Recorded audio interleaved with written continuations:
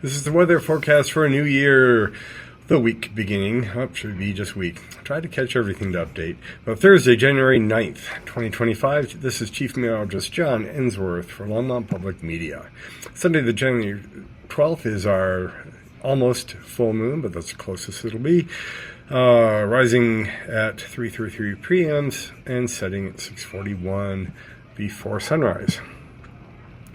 Saturday, the sunrise will be 7:20, sunset 4:56. It's still getting later here and later here. So they both move together before they start to expand the day more significantly on both ends. Looking at drought conditions, we have some severe drought up here, even some extreme drought.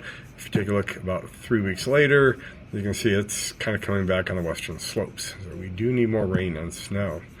Looking from December 17th to now, it's a month actually, looking at Southern California, of course, that is where the drought conditions got the worst. January 7th, 3 weeks. Looking at smoke, most of the nation is clear except for Southern California. You can see previous day plumes and current plume moving out as forecasted for Saturday. Everything is completely clean and clear in Colorado. Look at the snowpack. We're bumping along here, and on the 9th, we're at 95% snowpack, so really close to 100%. Always would love more the merrier, but that's better than drought. Look at the last week of precipitation. Most of it was the storm on Tuesday that almost gave us a snow day at school, but not quite. We had about 3 inches, 2 inches, 2.5 inches in Loveland, 3 inches in Longmont. So pretty good stuff up in the mountains, so that's what's keeping that snowpack healthy. Looking at severe weather, we just have a chance of thunderstorms ahead of the front in Texas. That moves along the Gulf Coast for Friday. Saturday, there's no thunderstorms forecasted nationwide. Here's LA over here. Looking at Thursday, this is our morning snow. We had just enough to maybe make a little slightly visible drift, but not much. This is a freezing rain down here across much of Texas. Is really going to mess them up because this is very cold air. We have had single-digit lows and below zero lows just in the last couple days. So, yeah, heavy snow and freezing rain. It's going to be a mess in Texas and Arkansas, Mississippi, and Alabama. Looking at Friday, the ice moves along the southern states here and snow north of that. And for Saturday, we get another shot Saturday night, and that low finally pulls off the east coast. Dry out west, though, but what we don't want is this high back here to start Santa Ana winds going again.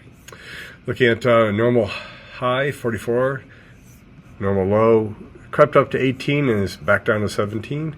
And over this next 10 days, are expected to stay below normal. Here's our departing precipitation today. Here's the weekend precipitation and a hint of some more storminess 9 to 10 days out. Looking at the water vapor satellite loop, bone dry in California, and this is our storm departing here today. That's the freezing rain cranking up in Texas. Let's put this all in motion and see this low that gave us very light snow this morning moving down south to make the freezing rain down there. We have just about north winds coming down behind this trough. That'll keep us chilly. Quite chilly. It'll be 30s most of the time for highs. If this low rolling around out here, that could be bad news once it goes south of LA, but we'll see what that does. It should calm winds when it's directly over Southern California. That low gives us a weekend chance of snow and then quickly moves across the nation. We have northwest flow going into January 20th and a storm on the east coast with ridging, bringing heat back to the west. Looking at the temperatures, we can see below normal temperatures moving down through all of the southern states. We have cold in the mountains, but it warms up to slightly above normal or normal just for brief periods of time. And then Sunday the 13th, cold air kind of slipping by nearby. And then going into the 14th, we try to get above normal again. Yep, there we go. Cold air in the Pacific Northwest, warmth on the plains to melt that ice. We're going up to the 18th of January, a little cold front coming by, keeping us just about normal. And then January 20th, cold air comes back, and the Southwest is very warm again. Looking at precipitation, here's that ice, thunderstorms, and the snow north of it. Here comes our weekend. A little shot, mostly in the mountains, a little bit on the plains. It's not a big storm either. It's just hard to get a big storm this year, so far. And pretty much precipitation free, except some lake effect snow up here. You got stuff in deep South Texas in the Gulf. Very quiet throughout the mid to late week. Little system coming in Friday the 18th or so. That's the 10-day out chance of precipitation. And another snowstorm hits for the East Coast for the 19th and then 20th, Inauguration Day. It looks like cold, but the snow has just ended. Over the next 5 days, mountain precipitation, stuff south of us. Mountain snows south of us over the next 5 days. Over the next 10 days, we're in a hole of dryness. That's no fun. And just a little bit of snow, but not enough to really even measure the liquid in it.